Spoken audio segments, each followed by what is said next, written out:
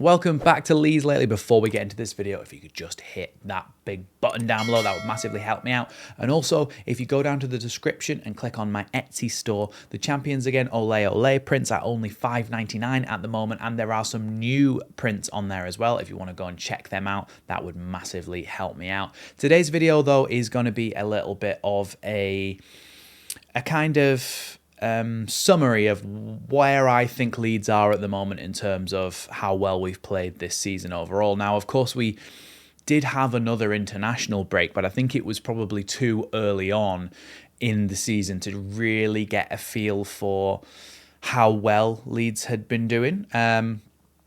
But as it stands, let's get the Premier League table up. I've got all the fixtures up here. But of course, the one thing I'll forget to do is get the actual table up. Now, as it stands, Leeds are in 15th place, 7 games played, and we have got 8 points. So to stay up in the Premier League, you're looking at just over a point per game, and that is kind of where we're at the moment. We're on level on points with Fulham, who are in 14th, and we're ahead of Brentford, Forest, Burnley, West Ham and Wolves. For me, I think that Burnley, West Ham and Wolves potentially will be the bottom 3 come the end of the season, but Leeds need to make sure that we're away from that pack before they start to completely fall away. At the moment, Wolves are on 2 points, West Ham are on 4 points, and Burnley are on 4 points also. So it's important for me that we try to pull away from them. Now, that's the context for where we are at the moment. The context for actual games that we've played, of course, we played Everton on the opening day, and I think it gave us a good idea of the way that Leeds would play this season. And for me, I think it was important to see that Leeds were, whilst we still looked like we wanted to attack, we still looked like we wanted to go forward, it gave us our first taster really of how Leeds might play this season, dropping into a 4-3-3 rather than a 4-2-3-1, so that 10 comes back into the midfield. It made us more solid. Whilst being pragmatic, we still had that attacking threat through our fullbacks as well. So I think it was important to say that that was a really, really good start. And the fact that we got off to a winning start and got 3 points on the board, I think was really huge for Leeds, because I think if we didn't, there's a potential that we kind of, when you get off on the wrong foot in the Premier League, it can become a snowball effect and you can really start to suffer. We then went away, though, to Arsenal and lost 5-0, which could really, really hurt your confidence as a team. But as we know, we're hoping to beat teams like Everton. Against Arsenal, you're not expecting anything out of the game. You're really not. And so to lose 5-0 was awful, and the way we played was terrible as well, and we looked completely outclassed. We still don't necessarily need to be worrying that much about a game like that. Goal difference-wise, it's very annoying. But the fact that we then went away to Sheffield Wednesday and lost in the Cup, which doesn't factor into the Premier League season that we're talking about here, but it does factor into the fact we lost 5-0 against Arsenal, then we lost to Sheffield Wednesday in the Cup, which means going into that Newcastle game, you're thinking, can Leeds kind of have the confidence and the strength of character to go into that game and get something out of it? And I think that was this really, really significant kind of telltale sign that we do have the strength of character to do well this season and potentially stay up. Because the fact that we got a 0-0 draw out of Newcastle whilst creating a few chances and nearly putting some away, also limiting chances at the other end, I think is a massive, massive bonus. And it gave us a massive kind of boost to go off. The fact that we drew that game, got another point on the board, and then you're looking at 4 points from 3 games, and it's starting to look a lot better.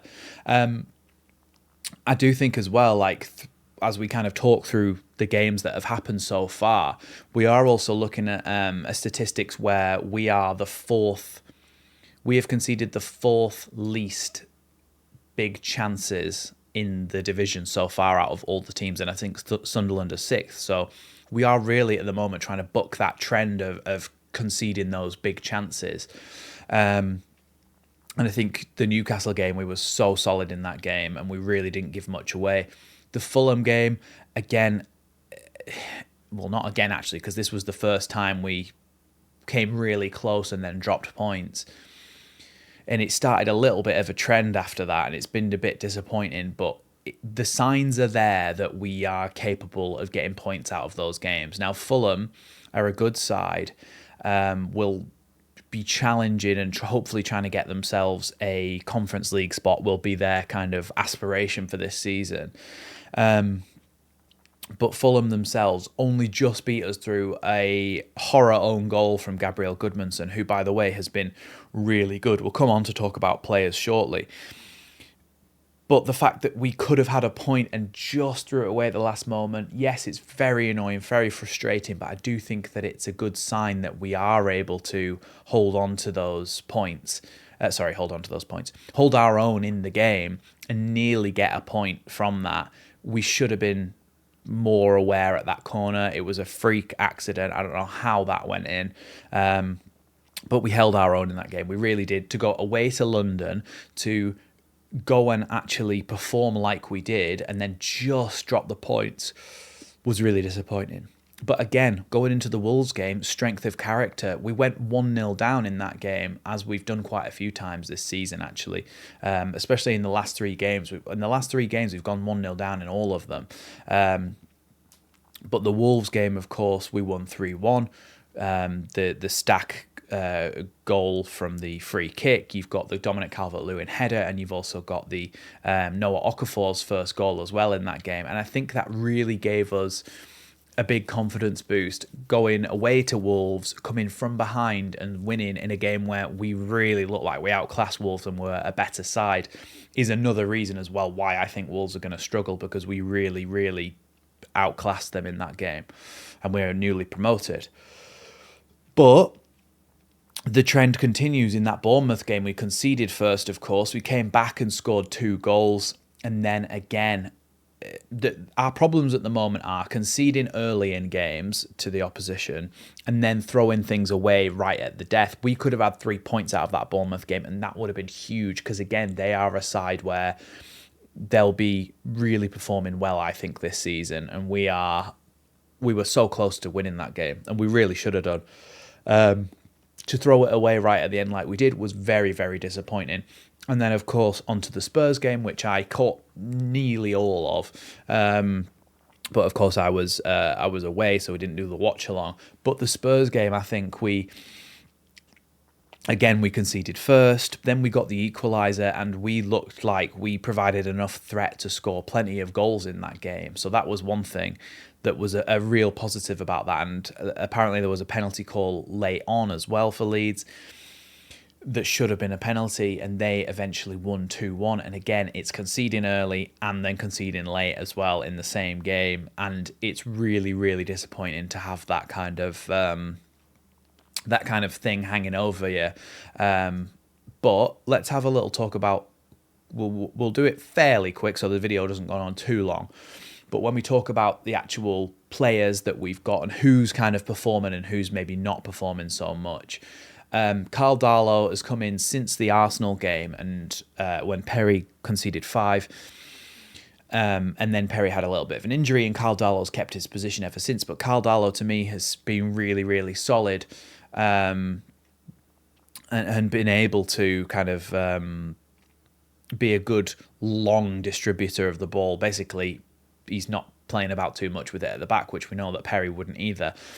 When you talk about the 2 centre-backs, there's a lot of calls for, and apparently there's something been said recently by Jacobillo that he's very disappointed not to have made his Premier League debut yet, or full debut, actually, like starting a game. Rodon and Strauch, you could say that we've conceded the 4th least amount of big chances in the league, like I mentioned before. But when you look at it, you're also saying, well, actually, in the last 3 games, they've conceded early and they've conceded late on. And some of those, and I know the Wolves one was a mistake where Rodon got pulled out of position. Strauch was too far over to the left as well. And then when the ball came in behind, there was loads of space to run into. So there has been a few mistakes in there. So, like, is it enough to bring in Yacobillo? I don't know. But then why are you signing an £18 million defender? But when you actually look at Transfermarkt, Strauch apparently also has a valuation of around 18 million. So in terms of quality by transfer fee, that's kind of apparently what we are expected to kind of compare. They're comparable, but overall I would say I've thought they've been quite good, but there's that thing in the back of your mind where you go, oh, actually there is those late and early concessions. Jaden Bogle and Gabriel Goodmanson, will lump them together. Both been really good because they are the things that allow us to still have attacking threat in those forward areas. And for the most part, they've been the reason why we can continue to play a little bit of attacking football while still remaining pragmatic, with the likes of bringing us on to Ampadu, who I think has been really good in that midfield, really solid, making good challenges, good tackles, and hasn't looked out of place at all as a Premier League midfielder, Ethan Ampadu. He's been really, really good. Longstaff, of course, has come in. We won't talk too much about Tanaka because he hasn't been available that much. But Longstaff has come in for Tanaka, and since he's been in, he's been really, really good. Tough tackling, trying to drive the ball forward. But most of all, his fitness and his work rate has been really, really good. Then you're talking about Anton Stack as well. Anton Stack has been more of an attacking threat than I ever thought he would be. He's been the one to help out the wingers in those wide areas and try and create an overload, as well as having a full back come in as well. So I think Stack's been good, obviously popped up with a goal and assists as well. And then Brendan Aronson is the one that's been in mostly since Dan James's departure. Now, Brendan Aronson's probably the weakest in terms of an overall player that we have starting in our team. But I don't think he's actually been as bad as what people would think. I think he's tracked back well, he's defensively been good, and he's been fairly creative as well out on the right wing, maybe with a bit of that pressure taken off him to be the chief creator as that number 10. Okafor, he's up there for the most take-ons in the league, as we expected him to be. Like I said in the kind of scout report that I did on him, he was in the top 1% of successful take-ons in Europe, or in Europe's top 5 leagues, and he's kind of continued in that vein, and he's been able to take players on to be able to get to the byline and cross it in, and I think that is a different factor of our game that we haven't had much before. And then Calvert-Lewin, where Calvert-Lewin scored his goal against Wolves, and I thought, okay, well, is he off to the races now? Is he going to start scoring loads of goals? He's had chances, but he's not really been putting them away.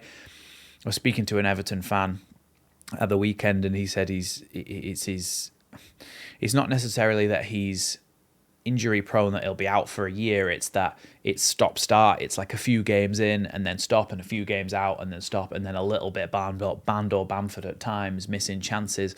We've got Peru and Mecha, but at the moment, our striking options seem to be kind of one of the weakest points of our team. Whilst I do think that some of his performances have been good, Calvert-Lewin, his actual finishing and goal scoring, which is what you need him for, it hasn't been there, apart from that one good finish against Wolves with his head. So that's my thoughts on the season so far. Let me know what you think down in the comments below. Of course, Leeds are back again next week against Burnley, which is a must-win game. And then, of course, next Thursday, so a week from today, when you're watching this, there'll be a tactical preview for that Burnley game where we talk about how they play, how we might set up against them, etc., etc. So make sure you stay subbed to the channel. Make sure you go down to the links in the description down below, hit that like button, and I shall see you in the next one.